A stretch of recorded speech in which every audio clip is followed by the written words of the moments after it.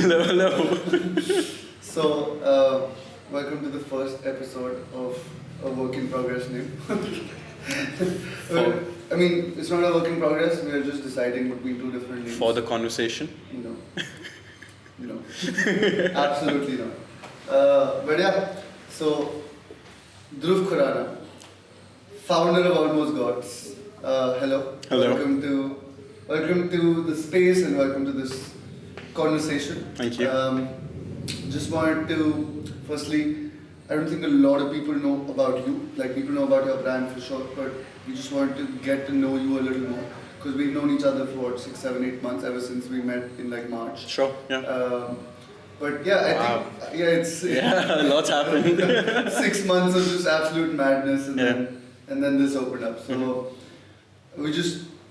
today we just want to get to know you a little bit more, your personal experience, your journey, and also talk us through like how you built this, how like what is the way forward, what are you doing right now, and how are things shaping up in a world that is severely restricted mobility. Mm-hmm. So it's just going to be a jumble of all of that. 100%. I'll just jump right into it. 100%. I was just asking you, how did we meet? Like, I honestly, I thought the first time we met is when you came here that morning and you were like, oh, this space looks sick. But like, No, either I DM'd you or you DM'd me, and then we grabbed a drink, I think within the next day or two. Oh, right. At Summer House. Yeah, now I remember. Yeah. Now I remember. And then it just fucking snowballed. Yeah, we spoke about everything. Like, Yeah. we spoke about like college and Yeah. so on and so forth. Yeah. All the common friends. Oh, man. Yeah. And then we realized how small Delhi is and everyone knows everyone. Yeah. That's the moment we realized how small Delhi is. That's when it finally hit us. No, it's hit us a while back, but yeah. So yeah, we met with Summer House, and then I think from there on, we just like I told you about FTC and what we were building, and then when you came here is when we actually spoke. And I think you met Avni like literally last month. Like, Yes, yeah. thank you for finally acknowledging it. Yeah. I Because she told me that, and I was like, Right. oh, are you sure? See? Yeah. Told you. No, it was ridiculous because Avni and me had WhatsApp each other. We were in multiple WhatsApp groups. We had FaceTime, we had Skype, we had Google Hangout, but we never met. Yeah, no, I know. And then finally setting up the space, got to meet. I'm And only glad. last month. It's been what, 10 days? Yeah, when... Today is the 10th, right? Yeah. Yeah, so it's been exactly, like we launched 30th, so Yeah. it's been 11 days. Damn. So yeah, we want to know more about you as a person before you starting this brand, right? Like, so tell me about where did you get your first entry into the fashion world for you? Sure. Like where did that start for you, and how exactly did that change your direction in terms of where you wanted to go? Mm-hmm. And was this always planned or did this just happen? Sure. So, to like dive into like the Dhruv. The Dhruv, the making of the Dhruv Khurana. Yeah. Making of the Dhruv. So by the time I went to university in Boston, I was at Tufts. And by the time I got to university, I'd already started 2 businesses. So for me, business was always the place that I knew I wanted to be. It was something I deeply cared about. It was nothing related to this world. I was, my first business I started in the 11th grade. I was buying and selling agricultural grains. Interesting. Yeah, so... Just like trading? Trading. So in the 11th grade, I got picked up for this program with Columbia University. And this professor mentored me, and we ended up like buying red kidney beans from Uzbekistan, bringing them to Navi Mumbai, selling them here, moving pineapples from here to Thailand. Like it became a little fun operation. My other organization was a little something to do with China, which is a little taboo and on the nose. Right? No, not at all. Please, what was the other organization about?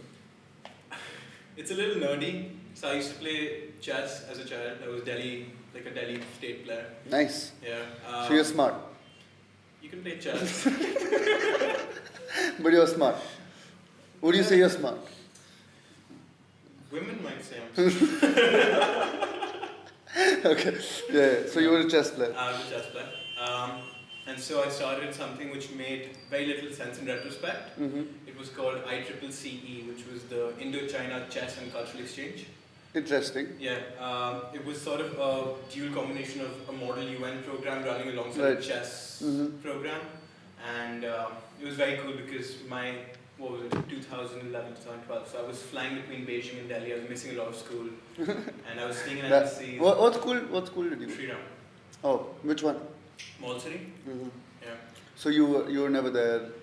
I was never there, and I had constant sick leaves. I had doctor's notes perpetually, and it was very cool because as a kid, you were very intimidated by the world. I was flying to embassies. I was meeting ambassadors. I wrote my Common App essay on how red rooms were, which because communist rooms, like if you go to a Chinese embassy, it's Yeah. all red and it's Mhm. frighteningly red. And I think some of that might have seeped in because Yeah, no, I definitely see that. yeah. That fucking wall. yeah. Or how much you fought for that wall. Oh god. Yeah. Um, So are you a communist? Good. um, So yeah, then you're flying in and out, and then I'm fiscally conservative and socially liberal. That's what I am. So I was doing that in 11th grade, and I went to college, and I was a double major in international relations and economics. Didn't really have any understanding of fashion at the time, but I loved art. My grandmom's an artist and an architect, so I've always grown up in that world. right. And I think going to America gave me the chance to actually walk into museums, interact with, the big guys. You see a Picasso for the first time, you see a Warhol, you see all those things that excites you. And the more time I spent in there, I started finding conceptual art. I can explain what conceptual art is really quickly. It's art essentially where you say the beauty of the object or the depth of the object lies in the idea of it more so than what the object is itself. Right. So references of that would be someone like Marshall Duchamp, who put a urinal in the museum. And it's the idea of putting a urinal in the museum, which is so... No, I get that. Yeah, I get it. That's interesting. There's... I think just statements, right? Like they're just meant to be it's just meant to be a conversation. It's a conversation, it changes thoughts because you say that anything can be art, but everything isn't art. Right. Right? And to me that idea is quintessential. Like that idea kind of shaped me because it changed how I would look at things and look at interactions. So simple things like meeting a person or how someone would even dress themselves, like those kind of things took more value because it became not of the kapla kya hai, but what it became an expression. Expression, what the idea is, what the thought is, what you're trying to indicate, what you're trying to start as a conversation. I get that. So I love the world of conceptual art, but then again, college school students, we can't really buy art, especially in America. It's even though like youngest artists is at astronomical prices. Right. But you can experience it. You can experience it. And that's the good part. Yeah. Absolutely. But I think my inroad sort of came at the time where I coincidentally, and I don't know how this happened exactly, but I started falling in love with the world of sneakers. Mm-hmm. And sneakers to me became my expression. Correct. It became my art. It became this. I bought a sneaker rack, not this big, pretty big still, and it started with my one pair, these gaudy red Adidas Superstars with suede that have... It's always the red. Oh, I don't know why. Yeah, you're right. Now that you mentioned, this is like my psychology. Yeah. We have something for you. Thank you. I'll go with that. I don't know where this red obsession started, but that color is wildly powerful, and it's cropped up in my life in a lot of important moments. But I mean, that's a different thing. So I started collecting sneakers and grew from one pair to eventually 42. We've all been there. I was flying across the country for them. I was trading in them. I was sleeping on outside Supreme and Nike. I flew to Chicago to a Nike lab to pick up these SFAF ones in duck camo. I mean, it became the whole. I'd buy two pairs, sell one pair, which would pay for my food and my meal and my flight. It got ridiculous. And then the more time I spent with sneakers, I realized that it's not just sneakers, but again, it was that same idea of what cultural thought it can influence, what it means. Because at the end of the day, it's just rubber and leather and suede or whatever it is. But it's just, at the end of the day, what is art? You put paints, you don't call that art, but then you have your way with them and then it's art, right? Exactly. So it's the same with anything today. I think you imbue value on them. And I Right. think that's the beauty of being a human, because we've gone past the stage where you need the basic necessities. Basic necessities, water exists, clothes exist, food exists. Every basic business is sorted these days. You know? We're privileged that way. We are, for Very sure. privileged that way to sit here and be able to think about 100%. things beyond just our basics. True. Um, And generationally, I would say we're privileged as well beyond our Mhm. birth position. Generationally, we've come at a time where human thought has now reached almost this denotive culture, where it's no longer the object itself, but it's what the object signifies. And it causes a lot of problems, but also it causes a lot of happiness and interesting thought, and it allows us, I think, as a species to develop into a new realm of thinking. Right. So regardless, to me, sneakers became this idea that, you could put something out and people would talk. Like, I could go to a party and sit in the corner and talk to someone about the sneakers for the whole party, where it came from, what the idea was, but beyond that, it became like this weird mutual bonding point. Right. And I don't think I ever saw myself as a creative, but I always saw myself as somewhat of an introvert extrovert. Like, I love meeting people and I love going out, but there are those moments where, like, you don't want to do that, right? Right.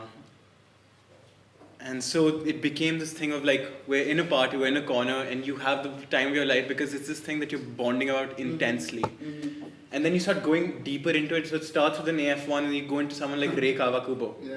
And you start saying, oh shit, Ray Kawakubo did this design in '84, and how it, like, creates this impact. It creates these ripples throughout time. It's just the story, right? Like, it's just The story. You learning more about something. A product is a product, but you learning more about all the thought process that went behind it. Absolutely. And then seeing that translate into real life. Like, I can't forget the Comme des Garçons Nike Dunk, which was the one with the clear panels. Yeah. Across, like, just clear panels. And Yeah. it's so simplistic if you think about it, but it made the entire shoe just like a custom piece at any point in time. You could just wear a different pair of socks and it would be a new piece. See, that's the thing. It's just, Yeah. you can appreciate it for the engineering and the thought of that, Right. but you can also appreciate it for everything she's done in her career that led to something like that. For sure. And at some point you realize that physics is important, chemistry is important, gets us to the moon, medicines, take care of us. But stories inspire us. And Right. stories it's the backbone on what all of us have grown. Agreed. So it gives you importance to understand that the world of art is important, because not only is it cathartic and it's healing to people because you can see stories of others in things, there's almost like a universality to, like, even personal stories, because Right. one of my favorite actors, Ethan Hawke, he has this line, he goes, I've played sinners and I've played saints, I've played police and I've played thieves, and I realized while embracing these roles that the human experience isn't that different. Right.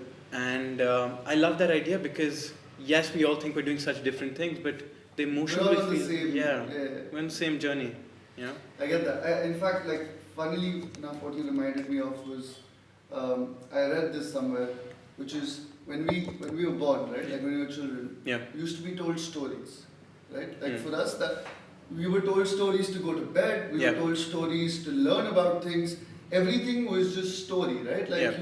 you were told about Snow White and all of the other, like, also, like, so many other Indian stories and Akbar and all of that stuff.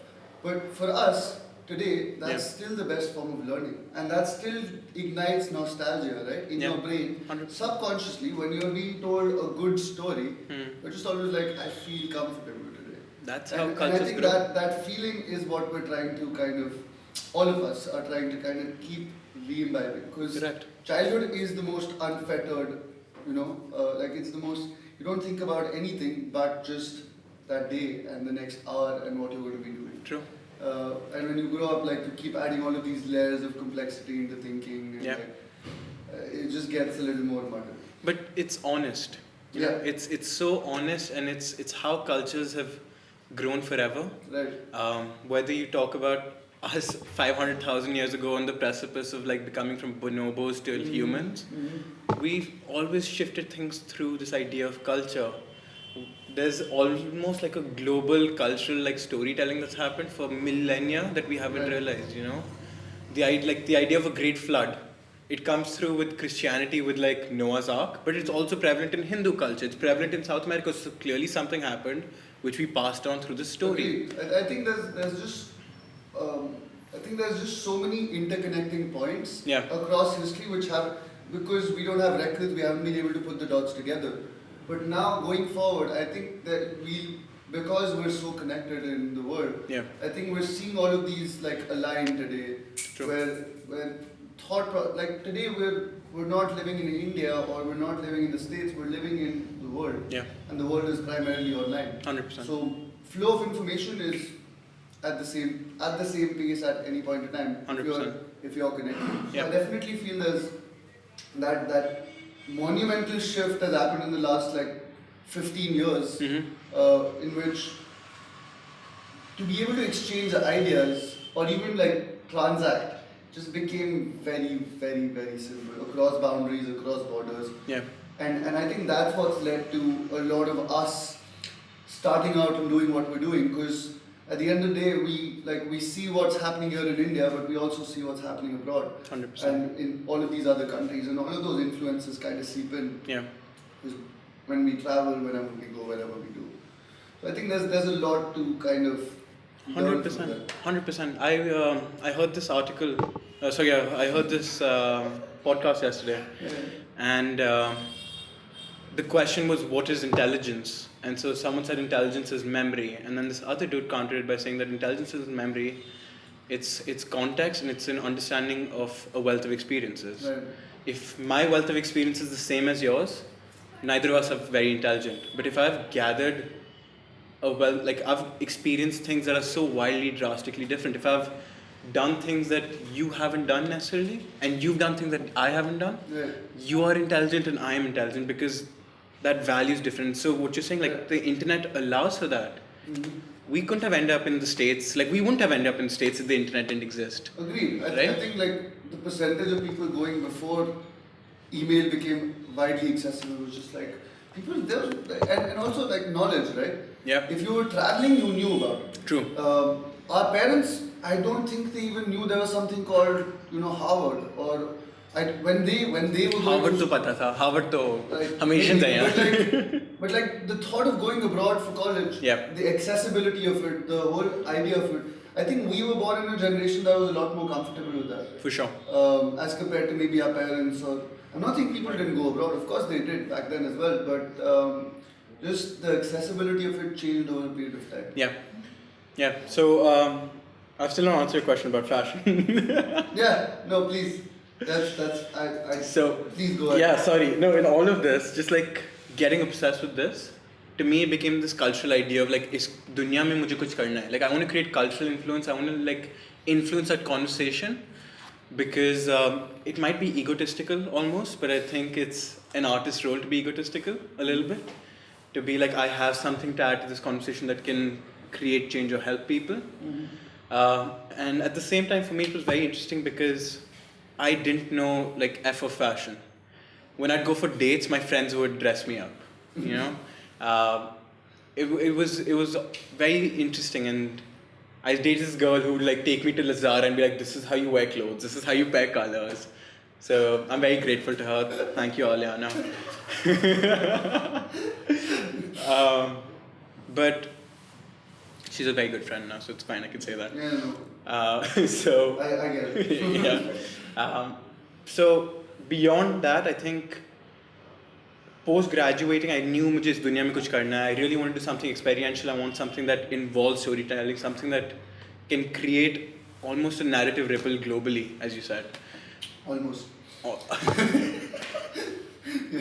And so eventually stumbled onto learning how to cut patterns, learned fashion, started deeply understanding designers, started understanding from, I think the base up, we start from even a thing like a Chanel or an Hermes to, you make your way up to Maison Margiela and Raf Simons, then you get to streetwear. Like these are so many layers to this world. So you start appreciating that. And in India also, like you see a lot of Indian designers doing their own thing. Sabyasachi. There's so many. There's so many. The way they display like Indian fashion is, sure. is completely different Totally from what we different. see. And I think that's like having I see that in your influences in Yeah. some way, shape or form for sure. 100%. Like the way some of the imagery is done, the way some of the, even the designs, like some of the weaves, some of the fabrics. Yeah. I see that influence for sure. My granddad's an army general. Like, that's the world I've grown up in. If I wasn't up at 6 a.m., he'd close my nostrils and wake me up. So I'd wake up gasping for air. Yeah. So with him, I think there's a natural love for India that's there, but it's amplified because there's a pride in India. Right. A lot of people, it's kind of become this thing, especially with our generation, to be like, oh, I don't like Delhi, and Delhi's this and Delhi's that. And yes, we have awful pollution outside. Mm-hmm. But man, like, our country is roaring, there's so much stuff happening here. There's so many things which still need to come out, right? Like there's Have to be explored in this new context. Yeah, for sure. And I think people don't realize that there's so much more to, like so many more people who have to be introduced to what we're doing here. Yeah. So, I mean, Thank you. coffee. For the coffee. For the coffee. But yeah, For the coffee. soon. We're getting it here soon. But yeah, I think taking that idea of India and mashing it with ideas is where I see also almost what's coming in from. And Yeah. I love that. I do. Thank you. Cool. I think we know how you got here. So, Dhruv Khur, because almost, right? God damn it. So like, why the name Almost Gods? Did that joke take you 6 seconds to come up with?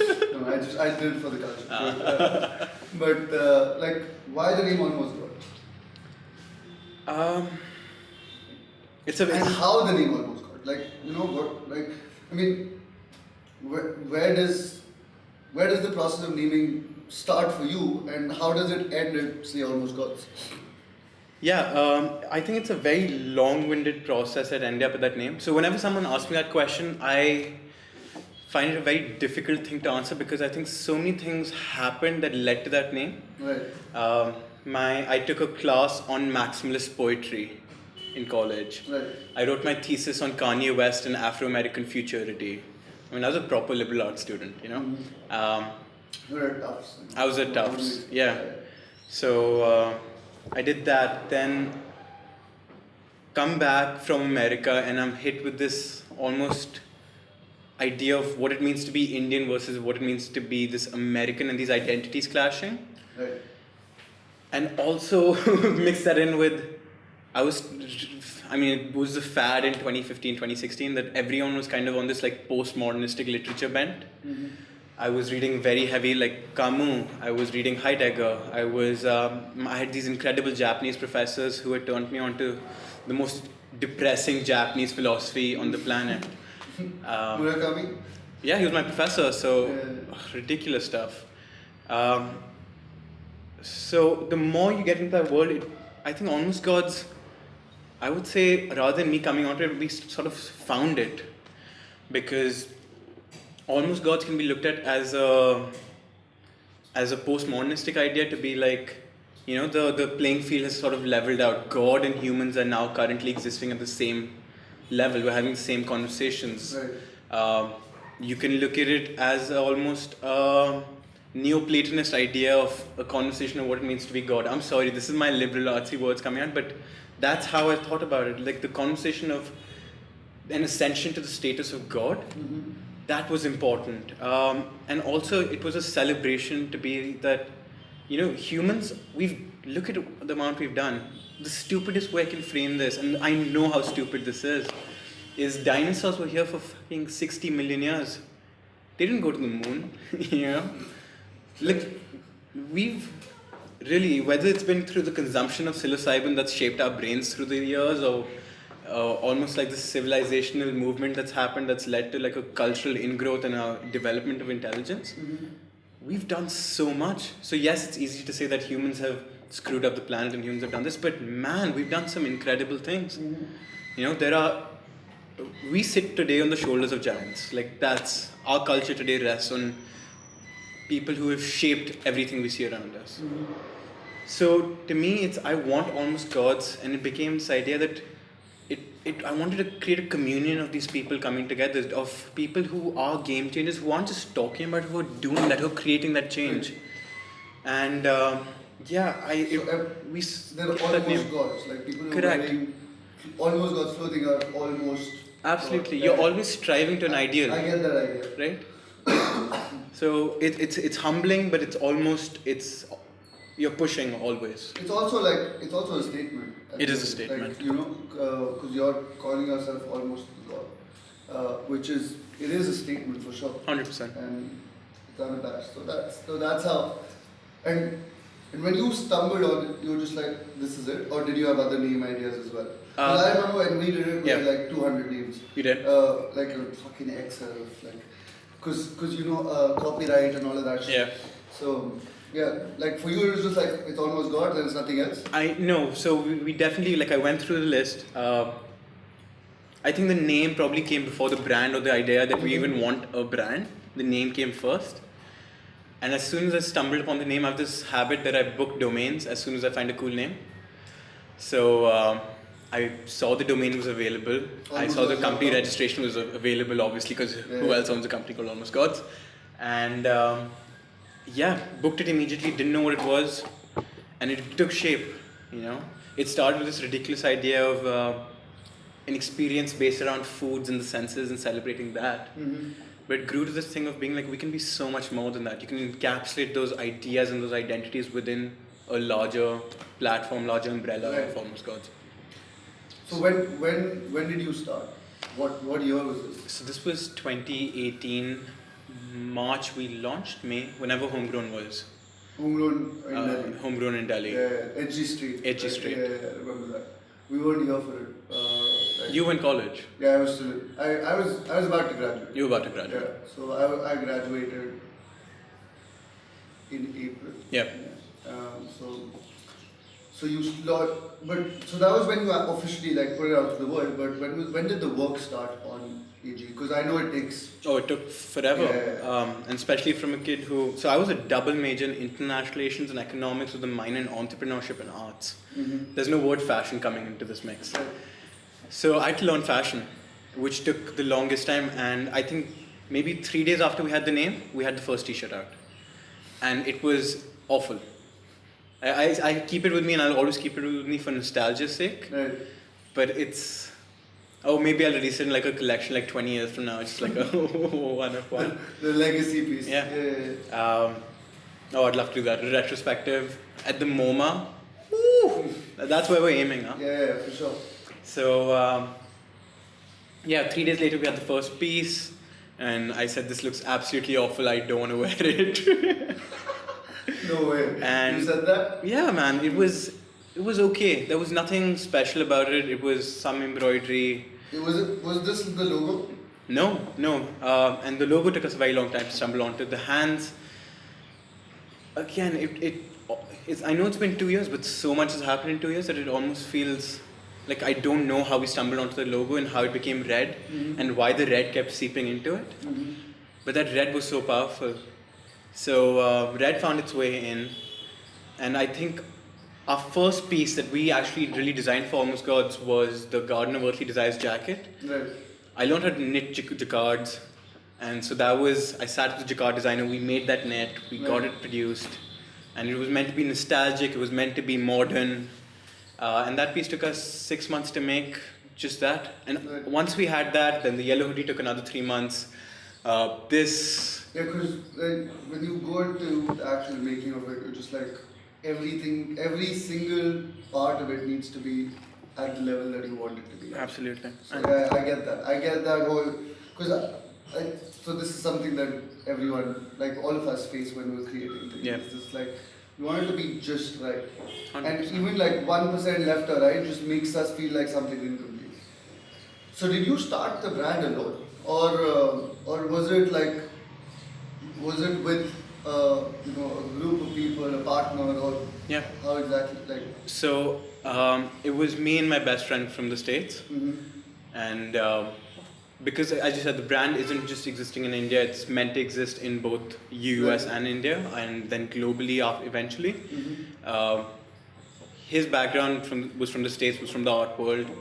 So what I was doing in 2017 was I had my own retail brand I was managing based out of Southeast Asia. And he was managing a virtual reality art gallery in Chicago. Very interesting space.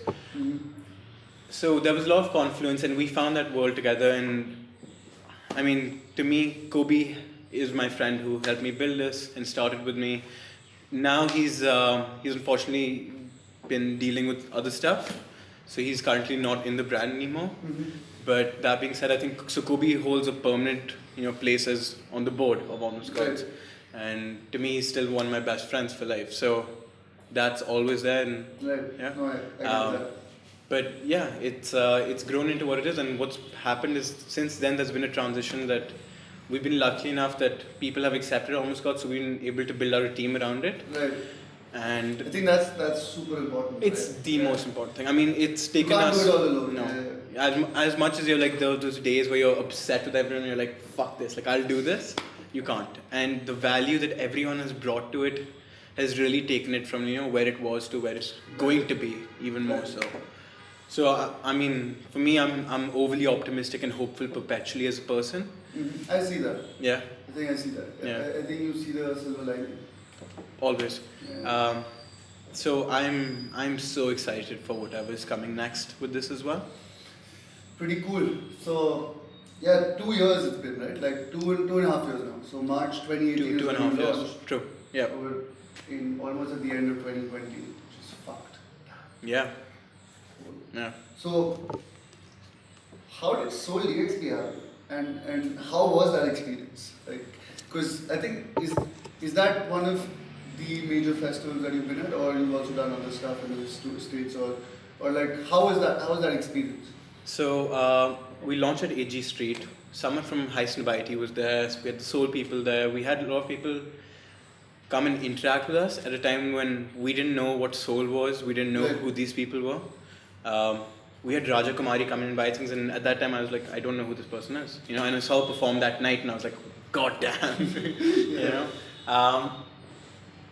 So the people from Soul contacted us right after Homegrown. We were the youngest brand there. They gave us space right next to Dior and Concepts, and so kids, we flew out. I had my friends from Dubai because States gives you access and gives you friends everywhere. So my friends from Dubai came in. And it was awesome.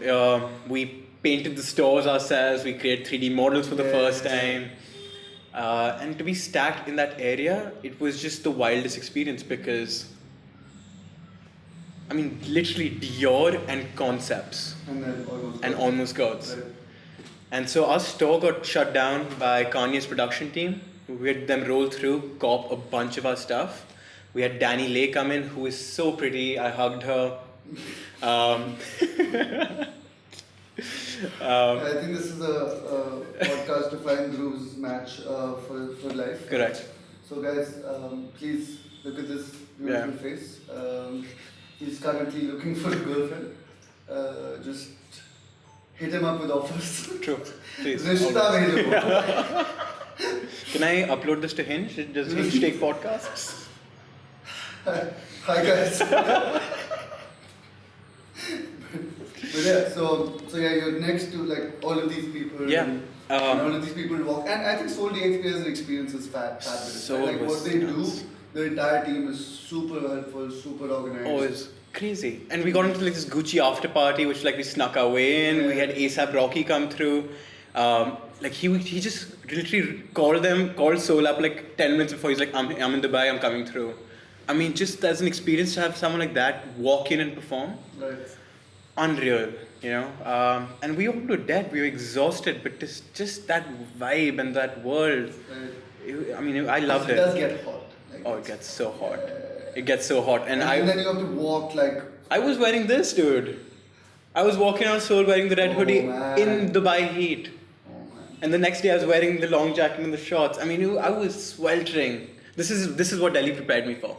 Yeah. This is my training in Delhi by 50 degrees Celsius. I was like, this is what I've been preparing for. So you did Soul, and then interesting. Like that's because the experience in terms of you don't like. Of course, you were hoping that people from other cultures accept your idea. Yeah. Because that's what you also want to grow the business and you want to grow numbers and you want to make sure you're as globally available as possible. But then the actual experience of seeing people accept your ideas is there's nothing better than that. It's not only accepting ideas, it's interesting to say because you also see people reject your ideas. Of course. Right? And me being the artist, me being the creator of a lot of these things, it's like I wear my heart on my sleeve. Being in that position, I hate being in my stores, like even for my other retail brand or for this. I hate being in the store sometimes when sales are happening because I see people walk in and people are brutally honest. Like they'll walk in and go, this is fucking stupid and walk out. Or be like, oh, I love this thing and interacted with it for 20 minutes. Yeah. And these emotional swings that happen within the span of like 30 minutes, which, like Kendrick has a song called Fragile. And he just goes, he has this whole thing about like how artists are fragile. And it's just, god damn, man. People are judging you and they don't even acknowledge that they're judging you. And I do it myself to other people, Yeah. I walk into stores subconsciously, it's human. When you do it, you just don't think like it's a big deal. But Absolutely. But when you're on the other side of it, Ooh. right here. Oh man, there was this period in Seoul. I think the first like 3-4 hours, we hadn't sold enough. I was just so upset, and I remember I was like, Kobe, you take the stall. Like Kobe was handling the marketing, but the clothes were mine, so the rejection almost felt personal. Right. And I walked off to the taco stand, and I see Divine and Rajakumari there, start hanging out with them, and I was like, "Main stall pe wapas nahi ja raha." And then Kobe called me like, "Where the fuck are you?" And I was like, "Why?" He goes, "There are people in the stall." And I just remember like running back there, and we sold out on this in Dubai. I mean, to me it was like Dubai heat. Who's gonna wear this? But every woman who had a burqa on wanted this. Right. Which I was like, this is the coolest, like, what a The interesting coolest thing. crossover, Yeah, so I don't think you planned that, but it just we didn't plan it at happened, all. We had to ship extra pieces from Delhi to Dubai. I mean, it was awesome. I loved it. Like, I'm so excited. I'm hoping that Corona settles down and we can do Seoul again. Because I've been talking to Hassan and it's just, we need to go back. Yeah. Yeah, for us, like, I agree. I think even if you're not presenting there, I would just love to go to Seoul. Just because I love the team, I love the work that they do, and I love how they've set this out in the middle of the desert. Just like unreal. It's fabulous. It's like so D3 cool. and all of that. Yes. It's too good. Yeah. D3. D3, Dubai Design District.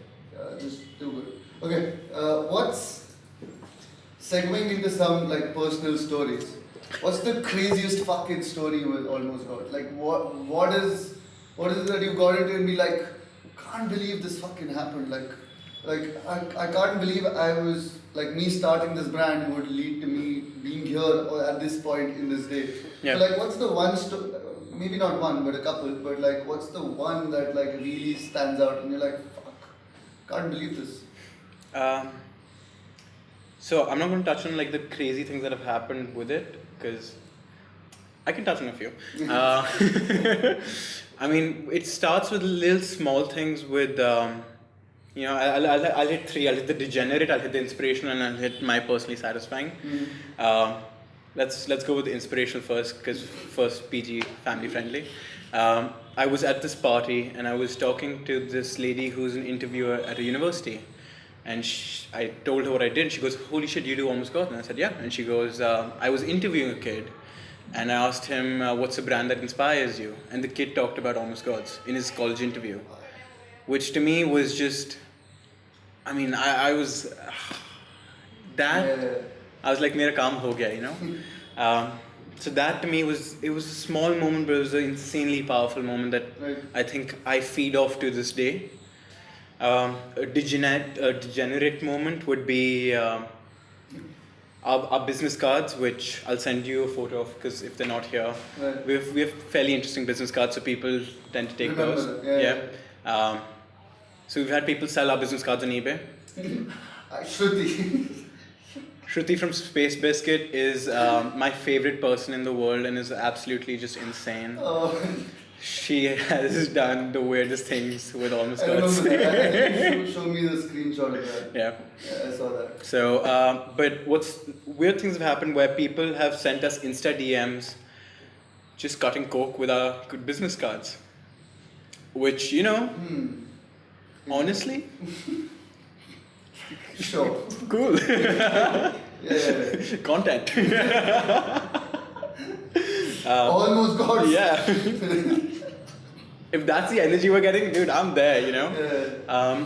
And then I would say for me personally, the most satisfying thing was, so Snell, who's become a friend of the brand, he's Kanye's engineer on, he did The Life of Pablo, he's working on Tiana Taylor's new album, he's working with J Balvin, and he's someone that we like really see as someone who's extending and representing the brand in a very big way in America. Mm-hmm. And I love that connection sort of has become so strong over the last year and a half. Like I'm talking to him and he's like sending me Instagram in the studio and it's him and like Kanye chilling, him and Balvin chilling, and he's making music wearing the yellow hoodie. He's making music wearing the Last Supper jacket. So it became almost cyclical to be like, that music inspired me to do this, Right. but like that's somehow And then seeping it's that going energy back, in. yeah. So just to see that is the day he rolled through and they closed on the store.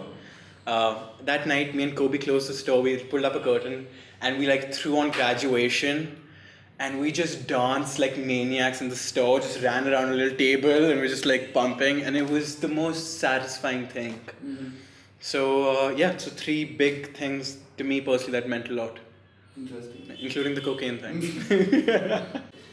So I think this is a little more into personal experience for you Yeah. while doing this, because it's not an easy work, right? Like, as much as from the outside it looks all fucking like glamorous and Yeah. it's fun, and because I think digital media has made us all a little like the outside perception of things is everything's rosy and things are great, but the internal part is you're struggling every day, right? Yeah. Like you're fucking going loggerheads with your designs, with your marketing, with n number of things that are happening while you're running a company. Like some customers like sending your stuff back and like, all of that stuff happens. Sure. So just coming from that, Mhm.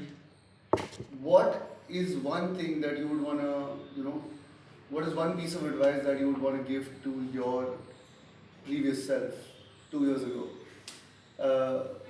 Which you just like, and so this is something more also towards, like young designers who are starting out, Yeah. or someone who's just starting to build a brand. Hmm. Something, if they heard this, they'd be like, okay, great. I think that's something I should cling on to. But also for yourself, right? Like, what would you want to tell yourself 2.5 years ago when you're starting out? Just literally like, Sure. no, like not an epilogue, just one single piece of advice. Don't do this or do this. Sure. So I can split that into 2 halves. I can say one is a business and then one is a designer. Right. So while I got my first start in business when I was 16, my first, I would say brand that wasn't so self-contained was Batch Pack, which is my brand out of Southeast Asia. Right. And there's something that Elon Musk said, which I saw retrospectively, which I wish I'd seen earlier, but I'm actually not sure if I should have. He said that being an entrepreneur is like eating broken glass every day and staring into the abyss. And it is, because every day is the worst day and the best day. Right. You're connected to it's almost like you're the center of an organism and every little thread at any direction pulls directly at you. Right. So someone's personal problems come to you, but also financial problems come to you, retail's problems come to you, and so everything, and you lose yourself in that. Yeah. So yeah, it takes a while to really be sure that this is the world you want, and you really need to be at some level made of fucking stone Mm-hmm. to take that. To also take those decisions. To take those, but something you grow into. So it's almost a tug of war to say that this is something that innately I want to do, but when I'm in it, like, holy shit, I need to hold on for dear life and like do this to the best ability I can. So I don't know how helpful that is to any business person or anyone who ever wants to do something in the world of entrepreneurship, but it's something that I think is very true, Mm-hmm. which I think you can attest to as well. No, I agree. Yeah. I definitely think there's, it's like if you're doing this to make a lot of money, Yeah. it's not going to work. No, not anymore. If you're doing this, if anything, right? Like if you're starting a company or a business, Yeah. just thinking that you're going to get rich very quickly, very soon, don't do it. Yeah. Is what I would say. But yeah, like eating glass and staring into the abyss is, I would say it's an apt analogy because it's like it's fairly depressing, but there is a slight, like you're always fighting. Yes. Yeah. And you're fighting for, like, someone wants a promotion or someone wants an increase in their salary or someone has a personal problem that you also feel responsible for because they're working with you. Sure.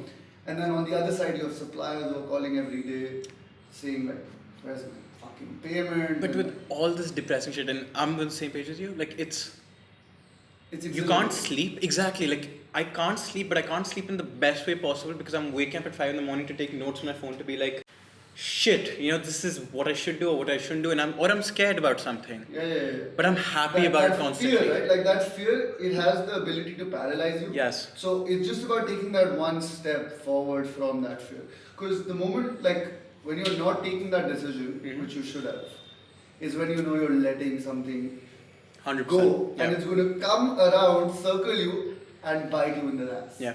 So just like take those decisions, right? Like 100%. fucking make the clean break. Don't let it hanging. Bilkul. It's like a breakup, right? I don't know. So, your personal philosophy, right? Like, how does this bleed into the brand? And how, also, is there a vice versa? Does the brand have an identity of its own that kind of also bleeds into you? Or how, like, because I know you're like this almost militaristic style of person, like you wake up at 5 in the morning, you're off to bed at 9 and all of that stuff. So like, how does this bleed into? Well, not 9. I mean, 10. Thumb मैं cool हूँ. Debatable. I drink beer. Debatable. Thanks. No, I'm just kidding. No, I almost got this still in its infancy. So at this point, even with people coming in, I am almost God's. It's one and the same. And It what's just felt like this power, like when you said that, I am almost God. yeah. It's like, See, aren't you missing that camera right now? I can do that right there for you again. I am almost God's. Thanos. this guy comes in a red fucking hoodie. Yeah. Everyone's got red hoodies on them globally. No, it's one and the same, and I think there's a respect for structure, but there's a respect for culture, and there's a understanding there's a confluence of the two, and the two aren't separate from one another. Mm-hmm. I appreciate regimes, and I appreciate that things have to work in systems. And I think that there are a lot of systems that have been set up globally that do work well. But I also feel there are systems that can be restructured for the modern day, because Right. post 2007, every kind of thing we took as a given has been blown up, and 2020 has just accelerated that process even more so.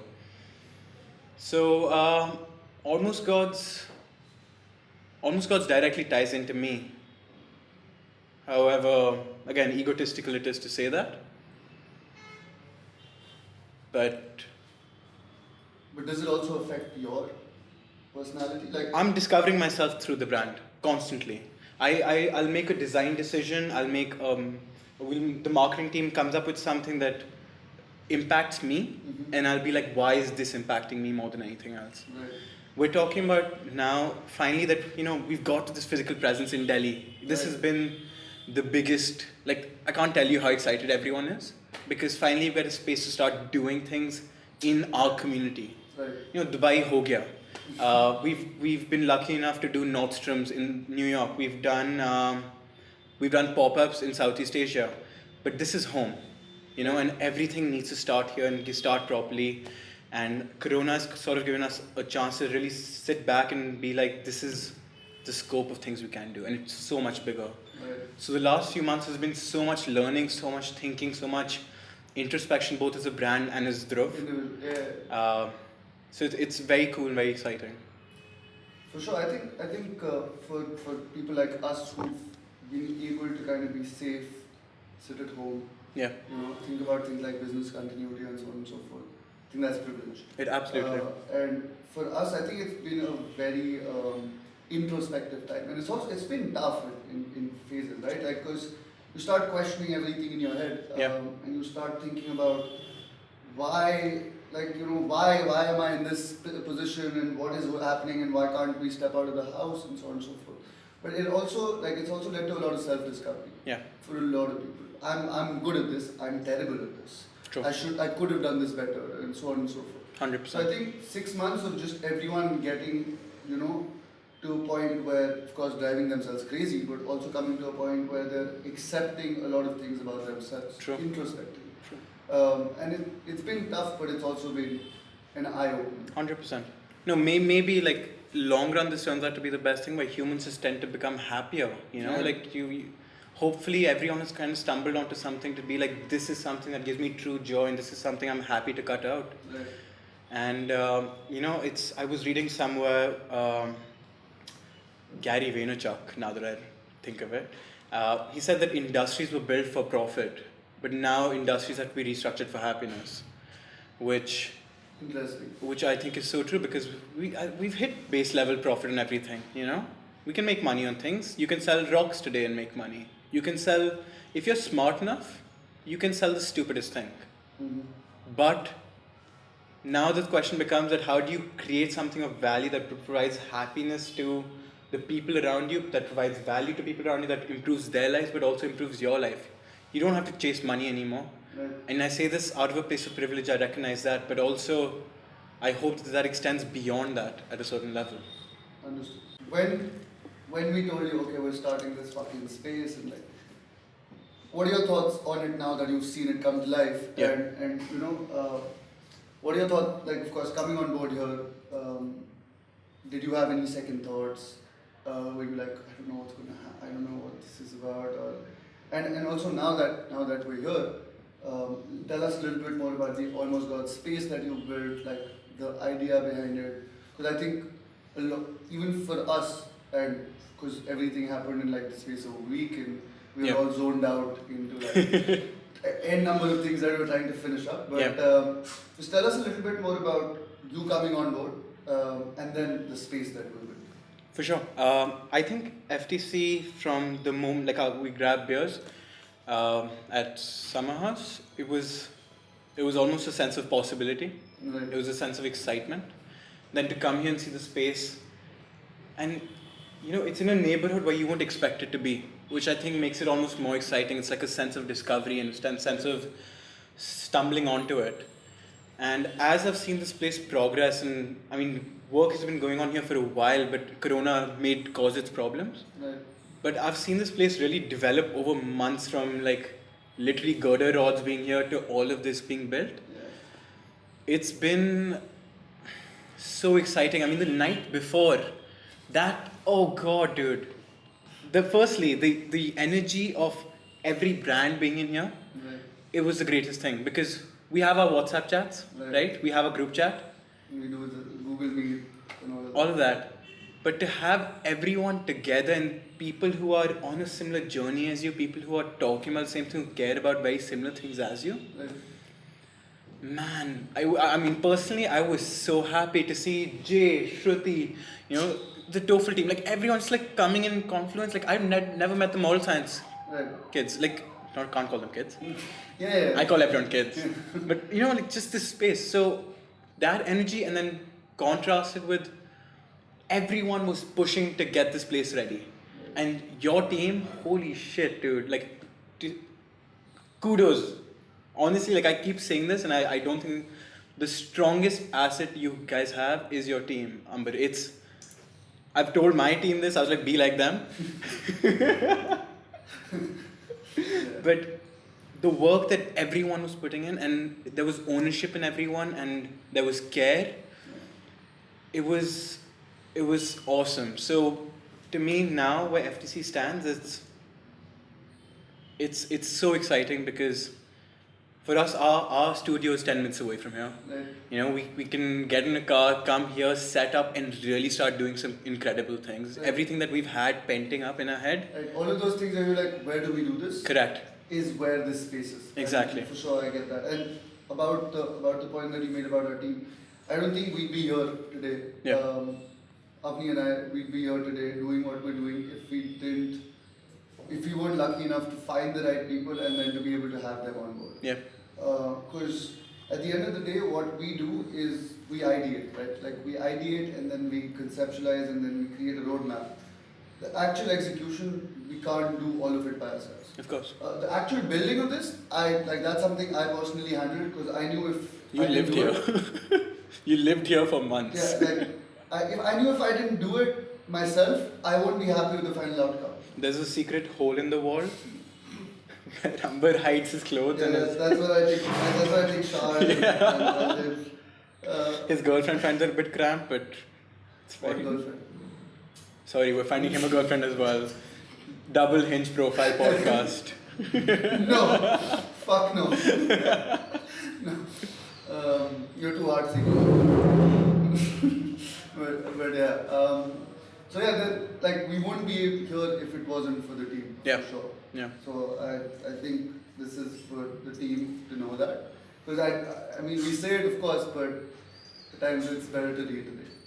My favorite thing about Amber is like, I think there's so many layers to him and he keeps opening up very slowly. When I first met him, I was like not hard, but like, there was a front. Right. And then slowly to get to know him, he's so emotional, and to see him drunk is one of the most fun things in the world. To see him drunk and dance is Yeah, awesome. I bring the moves up. Yeah, and then to see you like this, honestly, I've really fucking grown to appreciate you. Thank you. Yeah. Thank you. I appreciate it. Okay, so last question, and then we're going to wrap this up. Cool. And it's going to circle back to that question. What is one thing you want to tell a new designer to not do? Oh, And what is one thing you should tell them that you wish you'd done that they can incorporate if they want? Someone starting a brand, any brand for that matter. what should designer not do? Yeah. Well, I'm gonna like double negative this and be like, if the fact that you can sleep every day and not wake up at 3 a.m. thinking about this shit, like if you're not that into it, then don't do it. Because there are enough people who are so crazy about what they're doing and who love this and who are just perpetually thinking about this and want to create some kind of, leave a cultural footprint in this world. If you're not those people, then don't do it because you'll get swallowed alive. Mm-hmm. And at the same time, to know that you come in and you will find a community here. There will be people who understand your language, your vernacular, your design language, your understanding. There are people who will see where you're coming from. So to do it almost without fear and to do it, because there is a broader community both in the customers and that community, and as well as the brands who will learn to accept you. It's really, I think it's the one place that I love this world, because what other place would someone sit in an interview and I can wear a 656 hat, I can rap Almost Gods, I can have Asics and Adidas on the wall, and it's so many things, but there's an acceptance and there's almost a love, right? Appreciation. Yeah. This is my hinge. So there is that waiting for you. So there is a lot of strength to be found in this world, in this community, but also don't do it unless you're willing to go balls to the wall with it. Mm-hmm. Yeah. And what is one thing you wish you had done? And this is just something like Sure. you know, when you retrospectively look back and you're like, I wish we could have done more with this. Yeah. But like, so what is that? So this is not going to be a big thing, it's going to be a very dumb thing. When Almost got started, it was never meant to be a brand. It was meant to be a project, sense of expression between two kids, to be like, this is something fun, something that we care about, something we want to be involved in. So we used to do this really dumb thing where we used to delete our Instagram followers We deleted 4, 5, 6,000 followers over the last few years, which No anyone way. we didn't find cool enough, we would delete. What do you mean by that? What do you mean cool enough? We were children, to be fair, when we started this. It was 3 years, a millennia ago. Yeah, guys, don't delete your Instagram. Don't delete Instagram followers. We would open followers, we would study their profiles and be like, are they cool enough to be following almost gods? And if And I the think answer was no, then you would we would delete people. So if anyone who made it through that cut, congratulations. But I think with that, we grew out of it to realize that that's when it became a business, that's not how a business works. Yeah. And if you want to truly grow a community, it needs to be bigger and more accepting than that. Inclusive. Yes. Inclusive is a word. Yeah. So yeah. So yeah, last piece of advice from almost Dhruv is to not delete your Instagram followers and make sure you keep growing. Correct. But yeah, thank you. Actually, maybe one more question. So I see you live in Dr. Martens now. I do. If almost God had to do a footwear collaboration, would it be with Dr. Martens? So. Because then, like, we'll make sure we tag them somewhere and be like, hey. Oh really? Yeah. I was going to name 3 brands, so then I'll Please just go for it. You know, if you can get me Dr. Martens, I'll say Dr. Martens only. So I would say I have 3 brands in the world of footwear that I would love to collaborate with. I hope this doesn't come back to bite me in my ass. Nike, because Nike is the cultural center of the world, and when you've done Nike, you've made it at some level. Mm. Number 2 would be Comme des Garçons.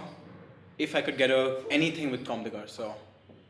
I mean, Ray Kawakubo is a hero of mine. So there are brands I look up to, which include Gentle Monster, Doublet, Bodhi. But the designer, the monster that I think created this world that we live in, Yeah. who created someone like Kanye, who's defined an aesthetic of our generation, Right. is Ray Kawakubo. And she's about to die, so I'm terrified, but man, I would love to just have something in the realm of almost God's ex Comme des Garçons. Mm-hmm. And then, like you said, I live in my Dr. Martens. My best friend got me these from the States in Right. Jan, and I think from Jan to now, I have only worn these about 3, 4, 5 days. When I've worn other At sneakers. home? What? Matlab, like, non-corona, non-lockdown days. Yeah. And what I love about this brand is the idea of workmanship. It's the idea of storytelling. Dr. Martens hasn't evolved in its ethos much in the last 150 years, and they create these incredible quality products, which I feel smarter for wearing these. I feel better about myself for wearing these. They workmanship. last for a while. They last forever. It's a cultural identity that I associate with myself for wearing these. So, this Comme des Garçons, Nike, those were the 3 brands that I would love to do something with. Perfect. So, if anyone from those brands ever watches this, Please please reach out to Almost Dhruv and do an almost collaboration. do a collaboration. Almost collaboration. Alright, I think that's it. We got a lot of great content. Thank you for taking the time, bro. Of course.